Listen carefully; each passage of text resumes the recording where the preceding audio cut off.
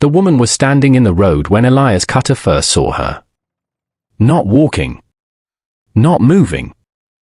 Standing the way a fence post stands after a hard wind has tested it and left it crooked, still upright, but only barely, and only because there was nothing left inside her worth the falling. She had 2 children pressed against her sides like she was the last warm thing in a cold world. The boy was maybe 8, thin-wristed, with eyes that had already seen too much and said nothing about it. The girl was younger, perhaps 5, her face buried in the woman's coat, a coat that had been fine once. Before the road and the weather and whatever had driven them out onto it had worked their ruin on it. Elias pulled his team up short. The land around them was the kind that tested men for sport. This was the high country of the Cimarron Breaks, where the grass grew pale and the bluffs cut the sky like broken crockery. It was late October and the sun, what there was of it, offered light without warmth, that cold, bright, indifferent light that feels like an insult in autumn. The wind moved in long, horizontal sheets across the flat, carrying with it the smell of iron and coming snow. He had a wagon half full of fence wire and a new axle joint from the hardware store in Dalton, 22 miles south. He had no particular reason to stop. He stopped. He looked at the woman. She looked back at him. Her jaw was set hard as quarried stone, but her hands, God, her hands, they were trembling at her sides in a way she was working very hard to hide, and she was not quite managing it. He asked the only question that came to him, and it was not the right question, or a kind question, or even a logical question. But it was the one that came out. "Can you sew?" he said. She blinked. Her chin lifted a fraction. "Yes," she said. "I can sew." He looked at the children. He looked at the sky. He looked at the road ahead, which led only to his empty house on the ridge above Crow Creek, a house that had been empty of anything warm for 3 years running. "Get in," he said. If this story already has you feeling something, hit that subscribe button right now and ring that bell so you never miss what comes next. Drop your city in the comments below. I want to see just how far this story travels. Now, settle in, because this one is going to stay with you. Her name was Nora Voss, and she volunteered nothing beyond that for the first 6 miles. Elias did not press her. He had learned, in the years since his wife Ada had passed, that silence was not an empty thing. Silence was often the only shelter a person had left, and a decent man did not go tearing the roof off someone's last shelter just to satisfy his own curiosity. The boy's name was Samuel. The girl was called Wren. Samuel sat in the wagon bed with his back straight and his arms across his knees, watching the passing country with a wariness that no 8-year-old boy should have been carrying. Wren slept with her head in her mother's lap before the first mile was out, her small fingers knotted in the wool of Nora's skirt. When they turned off the main trace and began climbing toward the ridge, Nora saw the house for the first time. It was a long, low-slung structure of timber and stone, built into the side of the slope the way a man builds when he means a thing to last rather than to impress. There had been a kitchen garden once, outlined still by the stone border Elias had laid with Ada the first summer. The posts of the clothesline stood without rope. One window shutter on the east side hung by a single hinge and knocked softly against the frame in the wind. The porch boards were sound but grey, and a coffee tin sat on the railing with an inch of old rainwater in it that had gone black. Inside was worse. Not dirty, precisely. Elias was not a dirty man. But it had the feel of a place that had been maintained rather than lived in, swept but not scrubbed, functional but hollow. The curtains Ada had sewn from flour sacks were still at the windows but had faded to the color of old bone. The table had 2 chairs. One was positioned near the stove the way a man positions the chair he uses every day. The other sat at an angle, slightly apart, the way chairs sit when no one sits in them anymore. Nora stood in the middle of the front room and took it in. Elias watched her take it in. "I'll get a fire started," he said. "I'll cook," she said. It was not an offer. It was a statement of intent, the woman reclaiming the first normal thing available to her. He did not argue. What she found in his larder was modest, a slab of salt pork, half a sack of dried pinto beans that had been soaked and forgotten and soaked again, a tin of lard, a cloth bag of cornmeal, a string of dried chilies hanging near the stovepipe, and, pushed to the very back of the shelf behind a jar of cloudy bacon drippings, a small amber bottle of vanilla extract that had been Ada's and that Elias had never moved and never used. Nora said nothing about any of it. She simply began. She set the beans to boil with a piece of salt pork and half of one of the dried chilies, crumbled. She made corn cakes in the heavy iron skillet, pressing them flat with the heel of her hand the way women do who have made corn cakes 1,000 times and do not need to think about it anymore. When the fat was hot enough to test, she flicked a drop of water at the pan and listened to the report of it, and then she began. The smell that came out of that stove was something Elias had not smelled in 3 years. Not just food, Elias had cooked for himself, after a fashion. This was something else. This was the smell of a house that had a woman in it again, which is not the same smell as food at all, though it travels by way of food. He stood outside on the porch for a while. He told himself he was checking the sky for weather. Samuel found him there. The boy stood a foot away and looked out at the same piece of horizon Elias was looking at. He had his hands in his pockets and his shoulders slightly raised against the cold. He did not speak, and Elias did not speak, and they stood there together in the useful silence of males who do not yet know each other but are trying to be comfortable in the not knowing. After a time Elias said, "You know horses?" "Some," the boy said. "There's a grey mare in the near corral needs her feet looked at. Left fore's been bothering her." Samuel considered this. "I could look," he said carefully. "I'd be obliged," Elias said. The boy went around the corner of the house toward the corral, his gait that particular combination of uncertain and deliberate that belongs to boys who have been told too many times to be careful. Nora called them in from the door. One clean call, not loud. They sat at the table, all 4 of them, which meant Elias had to bring in the chair from the bedroom and wipe it down, which he did without being asked. The beans were thick and savory, the corn cakes golden at the edges and soft in the middle. Wren ate with both hands and got cornmeal on her chin and did not appear troubled by this. Samuel ate steadily, methodically, without looking up, in the manner of a child who has spent time not knowing when the next meal was coming and has not yet unlearned the urgency of food. Elias ate and said nothing for a long time. Then he said, "It's good." Nora looked at him. "It's plain," she said. "Plain is fine," he said. She looked back down at her bowl. The firelight moved across her face, and for just a moment, in that particular light, she did not look like a woman who had been standing alone in a cold road. She looked like a woman at a table. It was a small thing. It was everything. After supper, Elias showed Nora and the children the back bedroom, his own room, which he had silently decided they would have, and which he cleaned out with efficient private speed while Nora washed the dishes in the basin. He dragged his own blankets out to the front room and made a pallet near the stove without ceremony or explanation. He was asleep before the fire had burned low. He did not dream of Ada. He had not expected to. But in the morning he found that the shutter on the east window had been fixed to its hinge with a piece of leather lacing. And that someone had emptied the coffee tin on the porch railing and turned it upside down. He looked at it for a long moment. Then he went to feed the horses. The frost that week was light but persistent, each morning leaving a thin skin of white on the grass that the sun burned off by mid-morning. It was the kind of weather that made work feel purposeful, cold enough to make the body want movement, warm enough by afternoon to reward it. Nora was up before Elias every morning. This was not something she announced. It was simply a fact he arrived at each day when he came in from the first check on the stock and found the stove already burning and the coffee already on. She never looked up from what she was doing when he came in. He never thanked her out loud. There was an understanding between them that ran beneath words, the way water runs beneath frozen ground, present, moving, doing its work invisibly.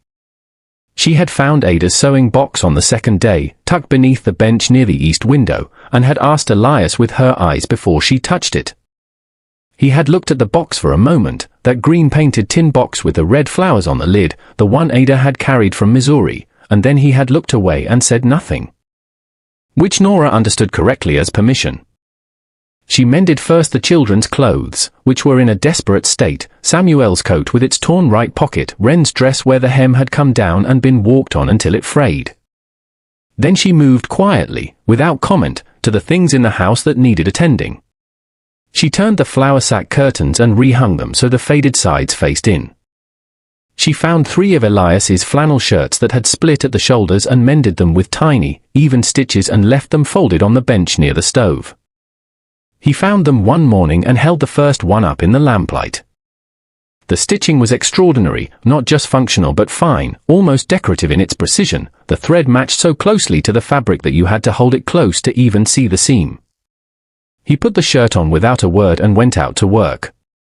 But that afternoon he came back from the far pasture with a handful of things from his little bag, a twist of hard candy, lemon drops, the yellow kind, wrapped in a piece of paper.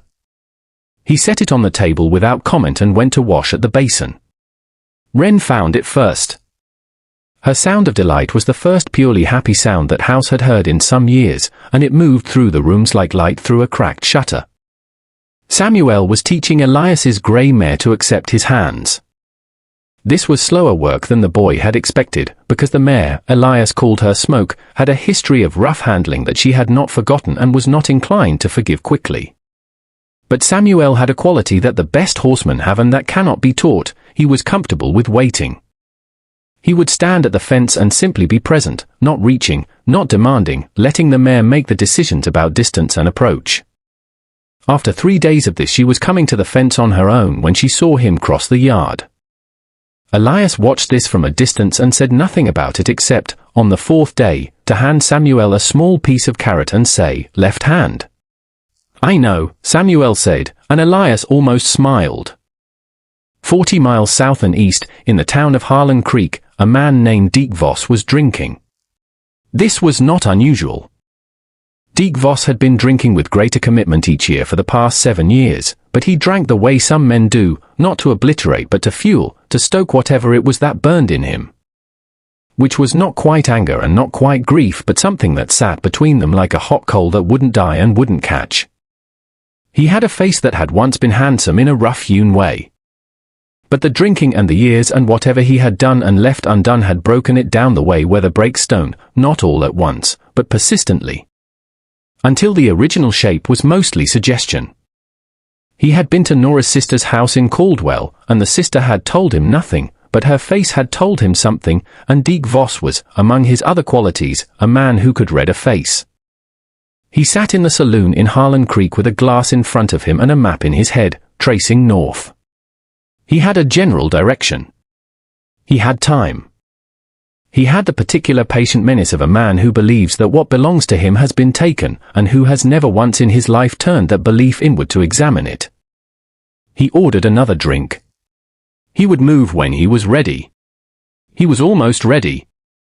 It was Elias who decided they needed to go into Dalton, and it was practical necessity rather than any social instinct that drove him.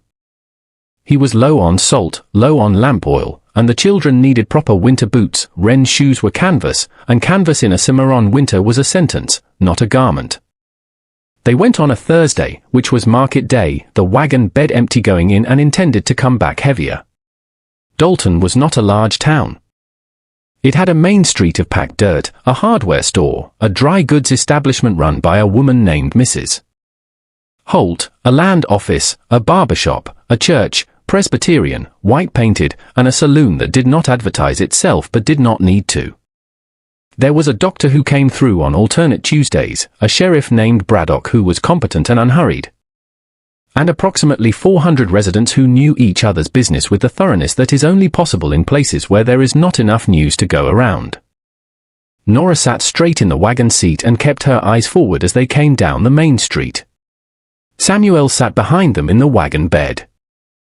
Wren sat between the adults with her hands in her lap, watching everything with enormous interest. They were noticed immediately. Elias was known well enough in Dalton, not popular in the manner of men who seek popularity, but respected in the particular way that quiet, steady, solvent men are respected in small western towns. He paid his debts. He did not make trouble. He had buried his wife 3 years ago and had not remarried and had not, as far as anyone knew, given himself cause for scandal. The appearance of a woman on his wagon seat was therefore significant local information, and Dalton processed significant local information with impressive efficiency.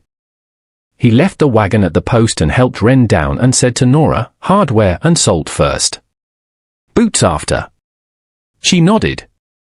They had not been on the street 10 minutes before Harlan Gibbs intersected them. Gibbs was the man in Dalton who was not the mayor but who functioned as the mayor in every way that mattered to his own sense of himself. He owned the largest cattle concern in the county, or had. Before a bad drought year had reduced it to merely the second largest, and he had the build of a man who had worked hard in his youth and the bearing of a man who had spent the subsequent decades reminding everyone of it. He wore a good hat and kept his boots polished and had never, in 30 years of Dalton residency, failed to insert himself into a matter that interested him. "Cutter," he said, planting himself on the boardwalk in front of the hardware store with his thumbs in his vest pockets. His eyes moved to Nora with the frank assessment of a man pricing livestock. "Didn't know you had family coming through." "She's not family," Elias said. "She works my place." Gibbs's eyebrows rose a precise, calculated amount. "That's so." He looked at the children. He looked back at Nora. "Staying on the property, is she?" "She is," Elias said. His voice had not changed in temperature or volume. It was exactly as flat and unremarkable as it always was, which was its own kind of warning to anyone paying attention. Gibbs was not paying sufficient attention. "Well, now," Gibbs said, with the tone of a man about to share wisdom that has not been requested.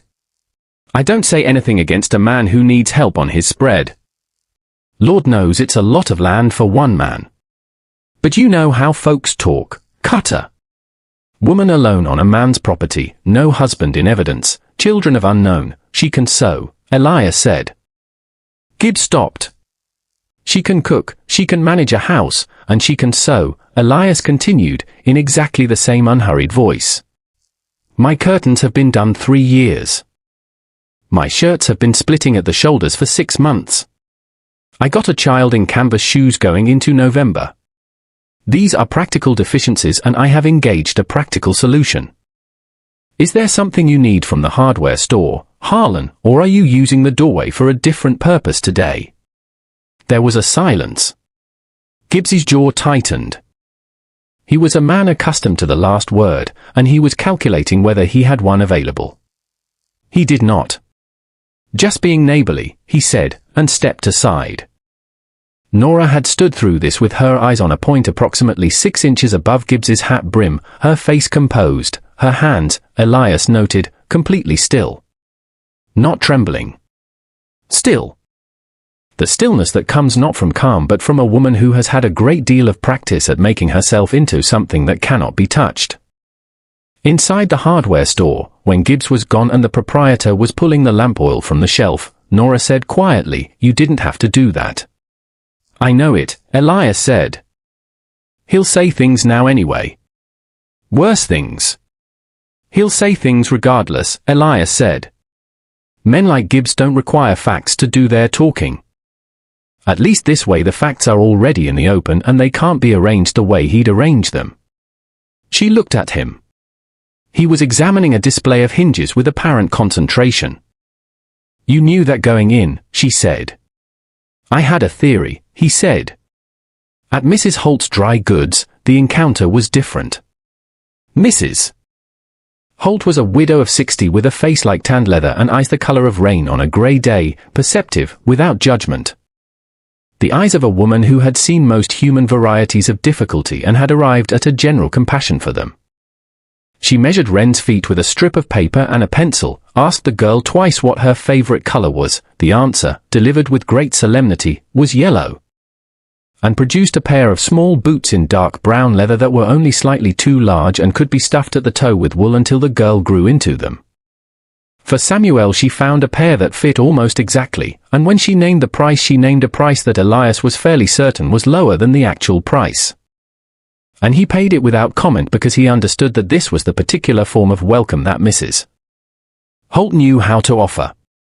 At the door, Mrs. Holt touched Nora's arm briefly, just the lightest touch, a second's pressure.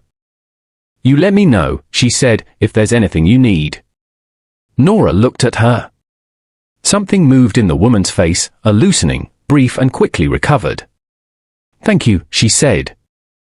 Her voice was entirely steady. They drove home in the thin afternoon light with the wagon bed heavier, Wren asleep across Nora's lap in her new boots, which she had refused to take off. Samuel sat behind them and watched the country go by with slightly less wariness than he had watched it with going in. It was a small thing. Elias noticed it anyway. The dog woke him. Elias did not keep a dog as a companion.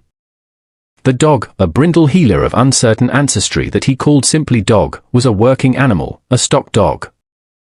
Which meant it slept in the barn and communicated with the house only when communication was warranted. It had, in 4 years of residency on the property, barked at the house exactly 3 times, once when a cougar came down from the bluffs to investigate the pig pen. Once when lightning struck the near pasture and started a small grass fire. And once, the only time that still sat uneasily in Elias's memory, when Ada had fallen in the yard and lain there until the dog's noise brought him from the field. The dog was barking now. Elias was off the pallet and had the rifle in his hands before he was fully awake, in the way of men who sleep with part of themselves perpetually on watch. He moved to the window and looked out without lighting a lamp. The moon was up, full and ruthless, laying everything in blue-white light and black shadow. He could see the yard clearly, the barn, the corral fence, the garden outline, the road coming down from the ridge. There was a horse on the road. Standing still. 100 yards out, maybe more, at the edge of the tree line where the road bent around a stand of junipers. The horse was dark, a bay or a dark sorrel, and it was standing with a rider in the saddle, motionless, facing the house. Just watching. Elias's hands were steady on the rifle. He watched the rider. The rider watched the house. Behind him, he heard the door to the back bedroom open. He did not turn. He heard bare feet on the floorboards, not the children's light tread, but Nora's, quieter and more deliberate. She stopped at his shoulder. She looked out the window and saw what he was looking at, and she made no sound, but something left her body, a breath. Or the thing that lives in the body just above a breath, and he felt her go very still beside him. "You know that horse?" he asked. Very low. "No," she said. "Then, maybe." "Voss," he said. A long pause. The moonlight lay between them and the rider like a pale field of snow. "I don't know," she said. "He's had different horses." She stopped. "He sold things," she said, carefully, "when he needed money for other things." Elias looked at the rider a moment longer. Then he moved to the front door, unlatched it without sound, and eased out onto the porch. The night air was knifing cold and perfectly still. The dog had gone quiet, which was its own kind of information. The dog had said its piece and was now waiting to see what the humans would do with it. Elias walked to the end of the porch and stood in full sight in the moonlight, the rifle held across his body in the position of a man who has not raised a weapon but is entirely prepared to. He looked at the rider across the yard and the road and the 100 yards of moonlit ground between them. He did not shout. He did not gesture. He simply stood. There is a language in that kind of standing that does not require translation. It says, "I see you. I know what you are. I am still here." It does not say anything threatening, because it does not need to. It is the language of a man who has already made every relevant decision and is simply letting the other party catch up to the consequences. The rider sat for a long time. Then the horse turned, slowly, and walked back into the shadow of the junipers and was gone. Elias stood a while longer, listening to the silence where the hoofbits had been. When he came back inside, Nora was standing in the middle of the front room. She had her arms crossed over her chest, not in defiance but in the instinctive posture of a woman trying to hold herself together. "He'll come back," she said. "Probably," Elias said.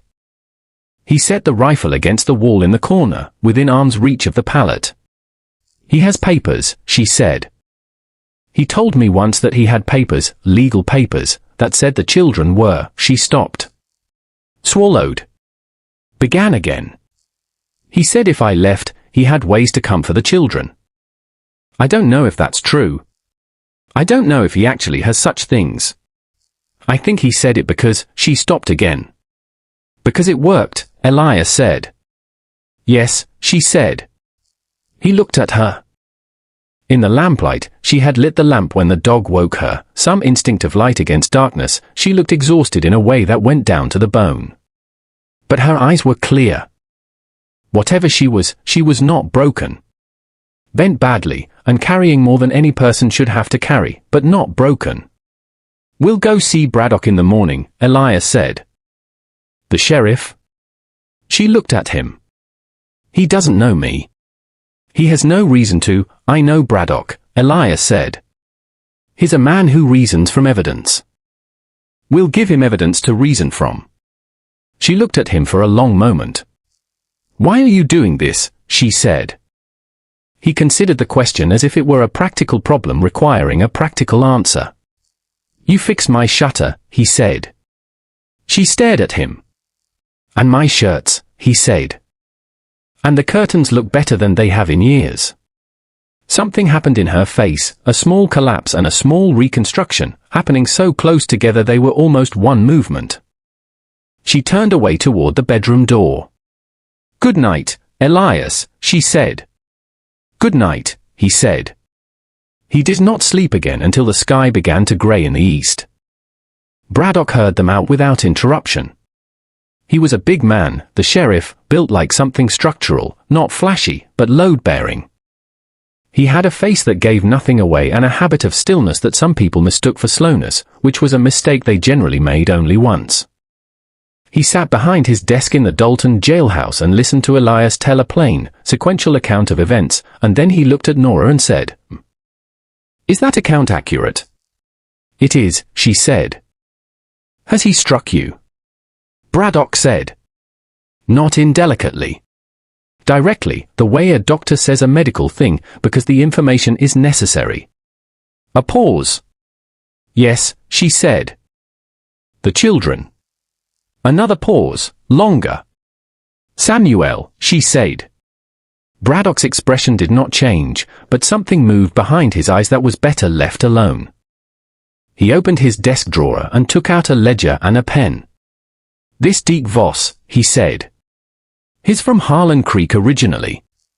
He was working cattle south of there last I knew, Nora said. He moves around. There are papers, Elias said. He told her he had legal papers regarding the children. We don't know what that means precisely. I do, Braddock said. He looked up. There was a thing, about 4 years back. A man could file an intent of paternal custody with the county court. It was a law that came in to handle abandoned property disputes and got misapplied, badly, to family matters. It's been repealed, but men who filed under it before the repeal had standing in some counties. He looked at Nora. You were married in what county? Comanche County, she said. Braddock wrote that down. I'll send a wire, he said. Find out if anything was filed, and when. If it predates the repeal, we have a different situation than if it was filed after, in which case it has no standing anywhere worth speaking of. He set the pen down. In either case, I want to tell you something plainly. A man who comes onto another man's property in the night and sits his horse in the road watching a house is engaged in intimidation. That's not legal. And if he sets foot on Cutter's land, he's trespassing, and I will treat it as such. Nora sat with her hands in her lap. She was wearing the mended coat, and her hands were still. Completely still. There's another matter, Elias said. Braddock looked at him. For her protection, Elias said. Legally. For hers and the children's. He said this to Braddock, but he turned slightly as he said it, and he said it to Nora as well. She was looking at him with that expression she had, clear-eyed, assessing, the expression of a woman who had learned to evaluate what was offered to her with extreme care. I'm asking if you'd be willing, Elias said, to Nora. To be married. legally. So that you and the children have standing on the property, and Voss has legal grounds to contest with, which are none, if you're another man's wife. I'm not asking for, he paused, choosing his words with the same care she evaluated them with. I'm not asking for more than what we already have. A practical arrangement that gives you and the children legal protection. Nothing more, unless and until you wanted it to be. The room was very quiet. Braddock found the ceiling of considerable interest during this portion of the conversation. Nora looked at Elias for a long time. He held her gaze without looking away and without crowding it, the same quality he had that Samuel had been studying in the way he stood with Smoke, the grey mare. Patient. Present. Not grasping. You do that, she said. I'm offering it, he said. You barely know me, she said. I know you fixed my shutter, he said. And I know how your hands were when I met you on the road, and I know they're not like that anymore. I know what you made out of nothing in that kitchen and what you did with Ada's curtains, and I know how Samuel is with that mare. He stopped. A man can know a good deal about a person from less than that. Another silence. Yes, she said. It was the same word she had said in the road, and it had the same quality, not impulsive, not desperate. Deliberate. A decision made by a woman who still had the capacity to make decisions, which had been in some doubt for a while. Braddock cleared his throat. I can have Judge Ferris here by Thursday, he said, in a perfectly business-like tone. He rides this circuit regular. The wire came back from Comanche County on Wednesday. Deke Voss had filed papers under the paternal custody statute, but he had filed them 11 months after the law's repeal, which the filing clerk had apparently not noticed. Or had not cared to notice, or had been compensated not to notice. The filing was void. It had always been void. The paper Deke Voss had used to hold Nora Voss in place for 2 years was worth exactly what the paper itself was worth, which was not much. Braddock sent a return wire to the Comanche County Sheriff with a full account of events, including the nocturnal visit to Elias Cutter's property. He also sent a wire to the sheriff in Harlan Creek. Thursday, Judge Ferris came. The marriage took place in the Dalton courthouse in front of Braddock, Ferris, Mrs. Holt, who had brought a small bunch of dried flowers from her shop and pressed them into Nora's hands without ceremony, and Samuel, who stood very straight, and Wren, who wore her yellow favorite boots and had put a sprig of juniper in her hair. Elias wore his mended flannel shirt, the best one, the one with the finest stitching. He had noticed this morning that Nora had pressed it somehow. There was a crisp, folded quality to the collar that had not been there before. When it was done and Ferris had signed the document and slid it across the desk, Elias looked at it for a moment. Then he took the pen and slid it to Nora. She signed Nora Cutter in a clear, even hand. She stared at it for a moment after. Just a moment. Then she set the pen down. Deke Voss arrived in Dalton on Friday. He arrived in the condition he had been cultivating for several weeks, fueled, menacing, absolutely certain of himself. He went to the saloon first, which was where men like him always went first, and he made certain kinds of noise about certain people and certain property. The kind of noise that is designed to build an audience and a sense of inevitability. Braddock was there inside 20 minutes. He had the Comanche County wire in his breast pocket. He had the knowledge that the custody filing was void. He had the marriage certificate from Thursday. And he had the trespassing account that Elias had given him, signed. He laid these things on the bar in front of Deke Voss one at a time, without particular drama, the way a man lays cards when he already knows he holds the hand. Voss looked at them. He looked at Braddock. That certificate's a week old, Voss said. 3 days, Braddock said. Still legal. She is Nora Cutter of Crow Creek Ridge, Braddock said. Wife of Elias Cutter, of record. The children are on that property and are therefore under both county and spousal protection. He looked at Voss with the particular steadiness of a man who did not need to raise his voice. The custody paper you've been carrying is void. The filing postdates the repeal by 11 months.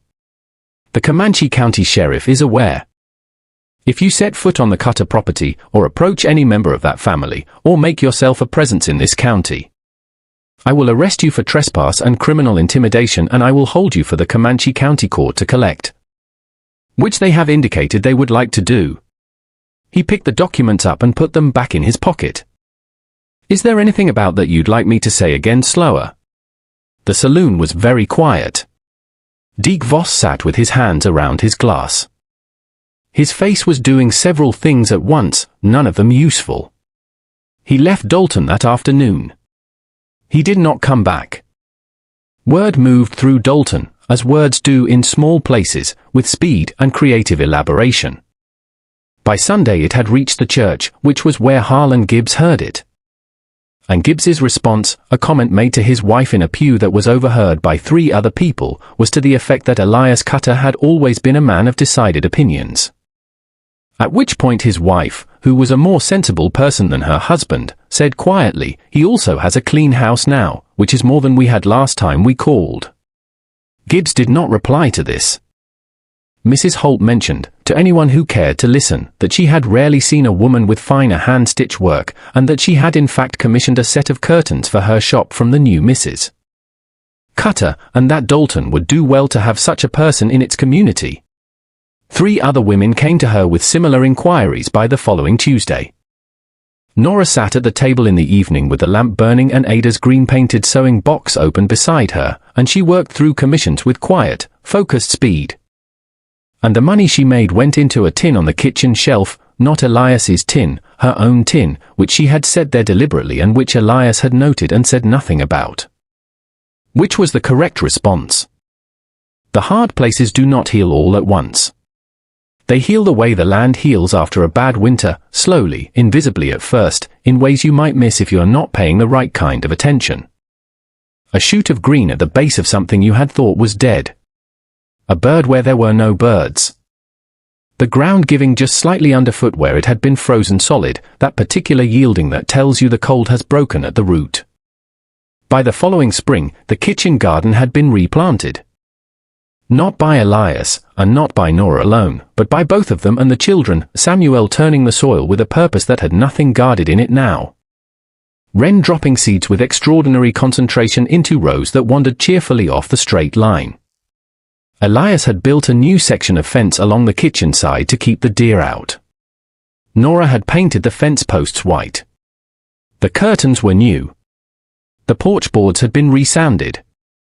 The rope was back on the clothesline, and on good days it was full.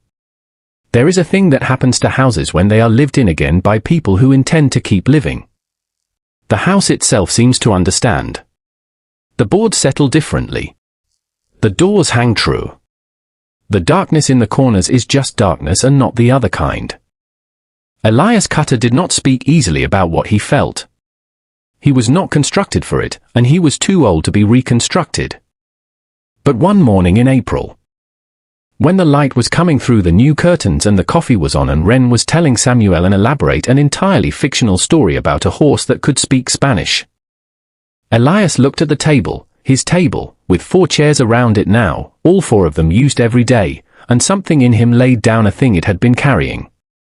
He had asked a shaking woman one plain question in a cold road. She had answered him. That was where it had started. And everything a person needs to know about the world, if they will look for it there, is in that, in the asking and in the answering, in what we offer to broken people and what they build with it. In the understanding that a place is not made by its timber and stone but by what the people in it are willing to do for one another in the cold. There is nothing built stronger than that. Nothing.